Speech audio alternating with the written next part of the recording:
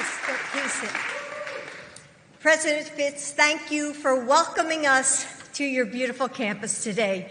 And I heard it was freshman orientation on top of all this. So Joe and I are so familiar with that first day here in New Orleans where the heat sort of just hits you in the face. But that's okay. And I want to thank the press for being here. Because without your being here, you give people hope. Because they're going to hear about the amazing things that they're doing here at Tulane. And that will give people at home, people that read the newspapers online, that will give them hope. So thank you for being here. You know, it's great to be back in New Orleans where scientists and researchers are at the forefront in this fight against cancer. And whenever I meet with cancer researchers and scientists, one thing always stands out. It's their relentless optimism. They hear words like never and think, maybe not yet, but one day soon. As president, Joe has invested in that resolve because that's what turns into the miracle that patients and their families are praying for. Of all the things that cancer steals from us, strength, mobility, comfort, time is the cruelest. For every night spent in the hospital, there's a lost chance to learn maybe the key ingredient in a secret family recipe. For every repeat operation to cut out more cancerous tissue, there's a missed moment to show our kids how to bait a fishing hook on a hot summer day by the lake. Patients and their families don't have time to spare. Joe created ARPA-H, the Advanced Research Projects Agency for Health, to invest in the most innovative research that the government wasn't funding before. And it was too risky for the private sector, but could be life-changing and life-saving. And ARPA-H doesn't just fund those projects. It puts them on this fast track to reach patients, answering hopeful prayers and delivering more of that precious gift of time. Cancer touches us all. When Joe and I lost our son to brain cancer, we decided to turn our pain into purpose. We wanted to help families like ours so that they won't have to experience this terrible loss.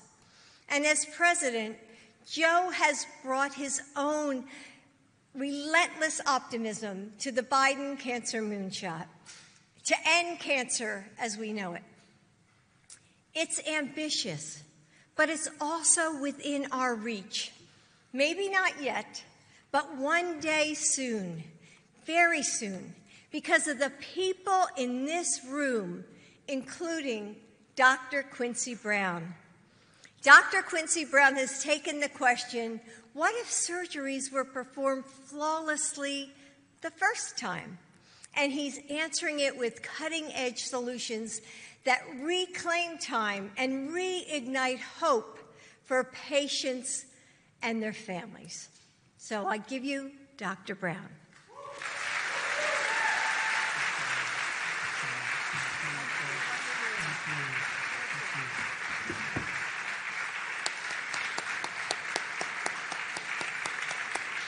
Thank you all, Mr. President, Dr. Biden, distinguished guests, colleagues, friends, and family.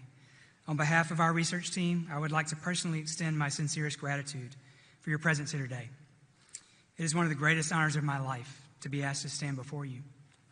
Today, we are embarking on a new project as part of the ARPA-H Precision Surgical Interventions Program, along with several amazing teams from around the country. Together, we will be tirelessly working to transform cancer surgery as we know it for every American. Many of us know, either personally or through a friend or family member, the fear and anxiety that precedes a cancer surgery, wondering, will the surgeon be able to remove all the tumor? It's a hard job, one which is made harder by the fact that there are no good technologies that can help them to determine during the surgery whether it's been successful, but rather days later, when it is too late to change the surgery. This often means that patients have to come back for another surgery or harmful procedure and extends the chance and the worry that their cancer will come back. Cancer is hard enough. We should at least be able to give surgeons and patients the peace of mind and positive health benefits of a successful surgery every time. That is the goal our team is working toward, and the one that has motivated much of my career efforts for the past 18 years. Mr. President, 8 years ago, just across town, the convention center, I was in the audience at the annual American Association for Cancer Research meeting when you gave an inspiring speech soon after the announcement of your cancer moonshot. So I'm a lifelong space geek, and so I love the idea of a moonshot for cancer. In that speech, you talked to medical doctors, scientists, and engineers involved in the fight against cancer. You talked about the need to realign the incentives for how we approach this fight, about how we should be working together, not against one another. That's why your creation of ARPA-H is so significant. The model of ARPA-H is to give researchers an impossible task and to make them imagine the possible by putting together teams from academia, industry, regulatory science, human-centered design, and government, and then giving them the resources to succeed in areas where progress has stalled. I was born in a small farming community in North Louisiana, Columbia, Louisiana. I am so impressed that the mission of ARPA-H is to develop life-saving technologies that can work in rural or community settings and baking that into the process for every American. Not only in this program do we have to develop amazing new technology, we have to deploy it in 2 rural hospitals at the end of the project, at the end of 5 years. So we can't build a $1 million device.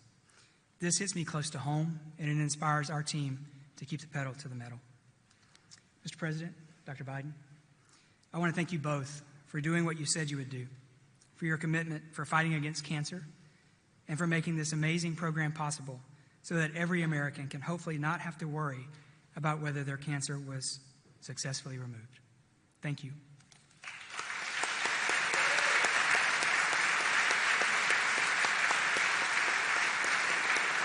Now, it is my great honor to introduce to you the President of the United States of America, Mr. Joseph R. Biden.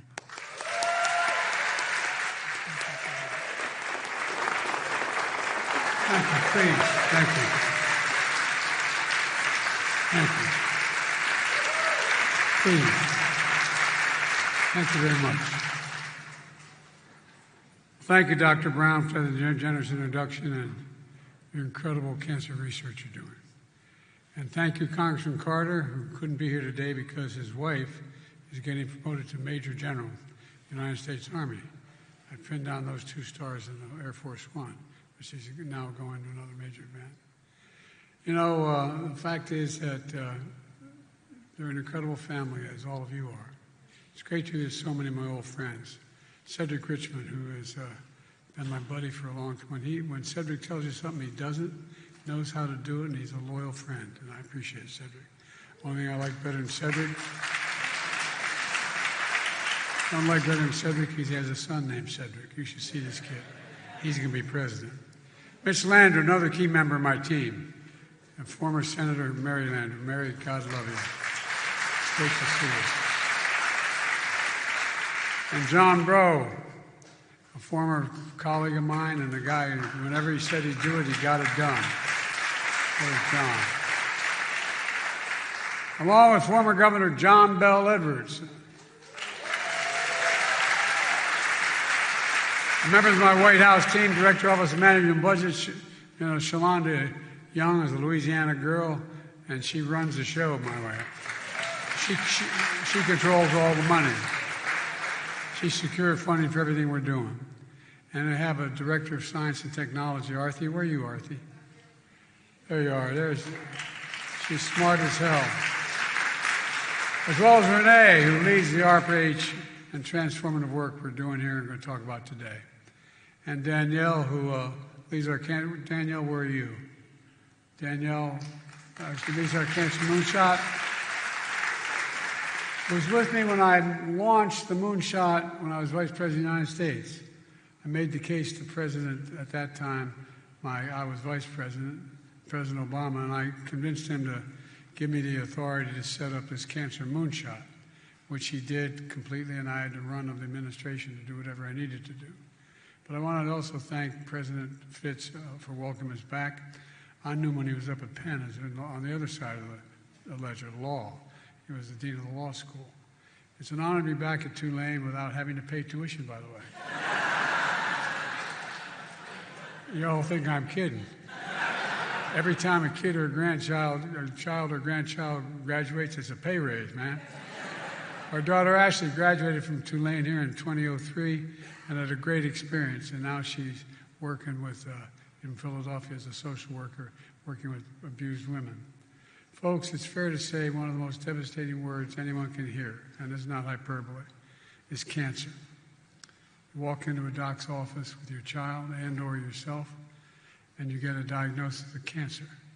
How many of you heard that when you walked in? It's frightening. It's frightening. But I'm convinced, and I've been convinced, my neurosurgeon, when I had a couple cranial aneurysms that I had to take care of, 9-hour operations, he said to me, trying to explain to me whether aneurysms are congenital or environmental. And I said, I don't care, just get it done. And he looked at me and said, you know what your problem is? I was a senator. And he said, you're a congenital optimist. And I am. I'm a congenital optimist about what America can do.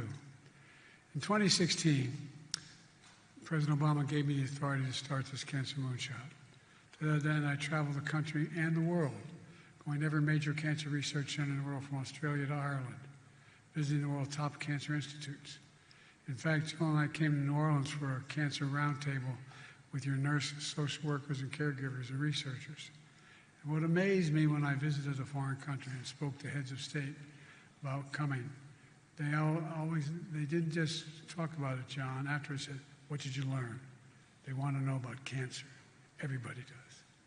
They asked me whether this moonshot would work. So one of the biggest things I found out is that there wasn't a lot of information sharing going on. As we traveled all through the world, I'd find that in one area they'd show me they had this research. I said, but have you shared it? No. They were not sharing the information, even though funding from the federal government when given required sharing, but it wasn't happening. Too many docs walked by that mirror and looked in and saw a Nobel Prize about to be won. I'm not kidding. It really angered me.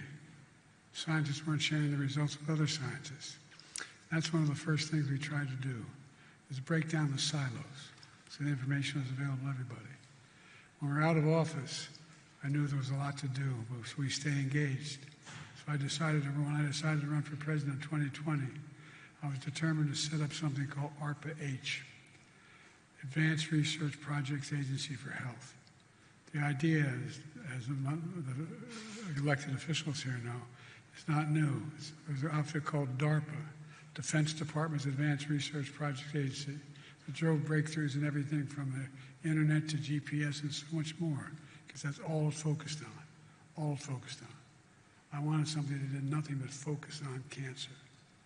ARPA-H does for biomedicine what DARPA does for technology, driving breakthroughs to prevent, detect, and treat diseases including cancer, Alzheimer's, and diabetes, and so much more. When Jill and I reignited the Cancer Moonshot in our administration, we were determined to launch this new outfit called ARPA-H, and that's what we did.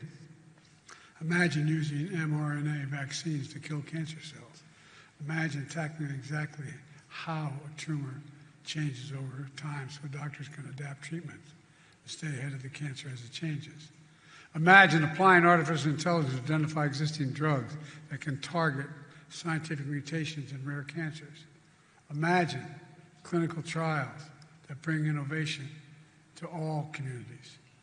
The nationwide data system allows us to learn from the experience of more patients and more docs around the world and here in the United States. And it breaks down the research silos. This is not a thing we want to keep information, we want to share it.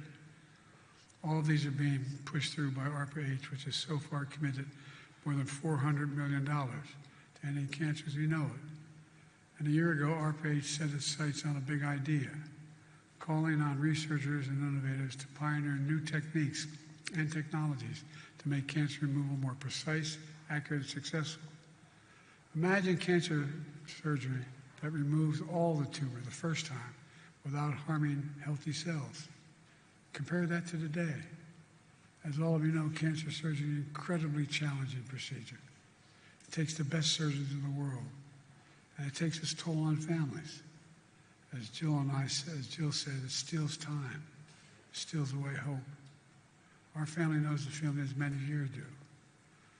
The surgery happens, then you have to wait a week or more to see if the tumor was removed fully. That anxiety waiting and the unknown is just excruciating. But today, we're a step closer to relieving that burden on patients and families. Today, we're announcing $150 million ARPA-H funding for some of the nation's cutting-edge cancer research institutions. That includes right here at Tulane University.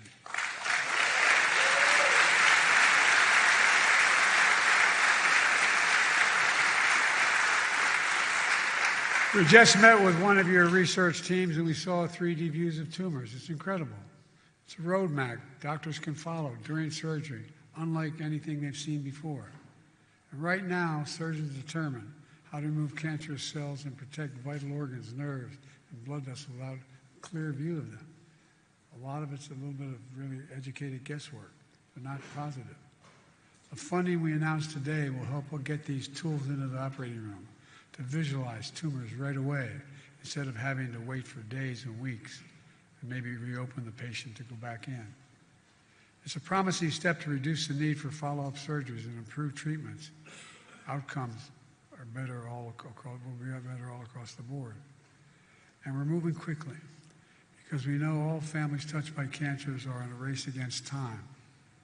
It's all part of our goal of our cancer moonshot to end cancer as we know it and even cure some cancers.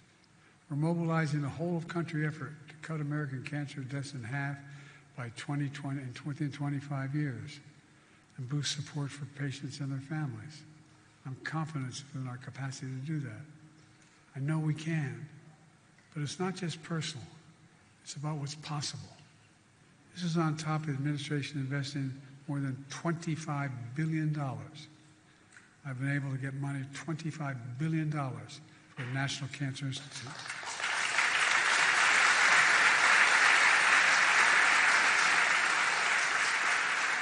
That's an increase of more than $4 billion in just 4 years. That investment is supporting everything from next-generation cancer science innovations to cutting-edge research in cancer disparities and new efforts on childhood cancers. We're also focused on helping fence-line communities facing disproportionate cancer rates. In some areas facing 15 to 20% higher rates, like Cancer Alley here in Louisiana, or equally as dangerous, Route 9 in the state of Delaware. We had the highest cancer rate in any state in the nation until 2010.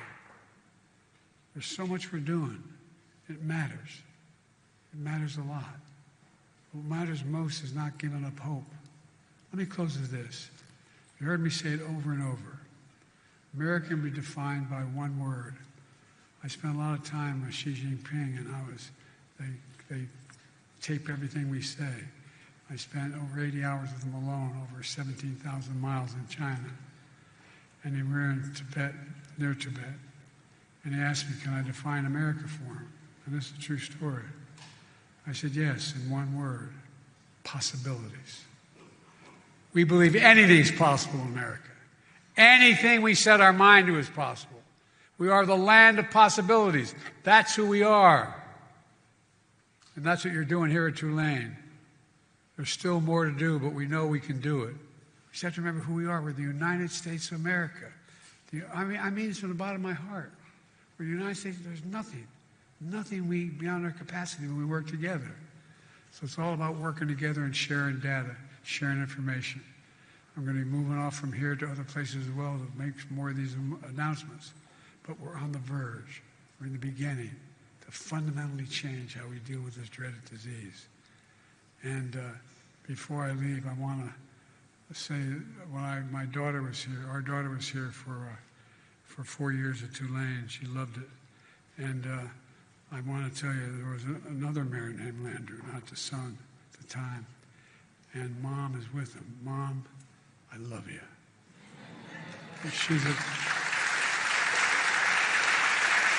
Mrs. Landry is one of the finest women I've ever known in my life. I love you, Mom. Keep me in your prayers. Thank you. God bless you all, and may God protect our troops. Thank you, thank you, thank you.